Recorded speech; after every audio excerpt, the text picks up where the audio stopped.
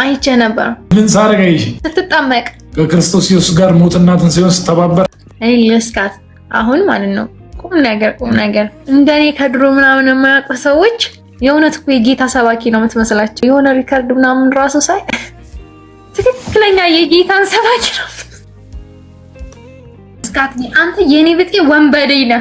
መጽሐፍ ቅዱስ ምን እንደሚል ታውቂያለሽ ቅድስቲ? በክርስቶስ ኢየሱስ ሁሉም አዲስ ፍጥረት ነው ይላል። አሁን አንቺ የኋላ ታሪክ ነው እያወራሽ ያለሽ። እኔ ከክርስቶስ ኢየሱስ ጋር ሞትና ትንሣኤውን ተባብሬ እግዚአብሔር ልጆኛል። ተቀበሉት በስሙ ለሚያምኑት እነርሱን እግዚአብሔር ልጆች የሆኑ ዘንድ ስልጣን ሰጣቸው ይላል መጽሐፍ ቅዱስ። ፓስት ላይፍ ላይ በማሳልፋቸው ነገሮች በጠቅላላ እነሱን እያየሽ አሁን ያለውን ላይፍ ልትኮንኛ አትችይም። አሁን በክርስቶስ ኢየሱስ ላሉት ኩነኔ የለባቸውም ይላል። ስጨፍርም ስደንስም ሴት ጋርም ስልከሰከስም ሳጨስም ስቅምም ኖር ያለው ገባሻ? ያን ሁላ ህይወት ግን ሳሳልፍ የነበረው እኔ ኢየሱስ ሕያው እንደሆነ አላውቅም። ከንግግር ባለፈ ከሃይማኖት ባለፈ ህይወት እንደሆነ አላውቅም ነበር። ሐሳብ ይገባሻል? ኢየሱስን ስቀምስ ግን ሁሉን ነገር ከጄ ተከተልኩት። እግዚአብሔር ራሱ ወዳጅ የተባለው የኃጢአተኞች ሪዝኑ ምንድነው ካልሽ እግዚአብሔር የልብ አምላክ እንጂ የተግባር አምላክ አይደለም። የምንሰራውን ኃጢአት ጧትና ማታ እየቆጠረ አይደለም፣ ነገር ግን ልባችንን ነው የሚያየው።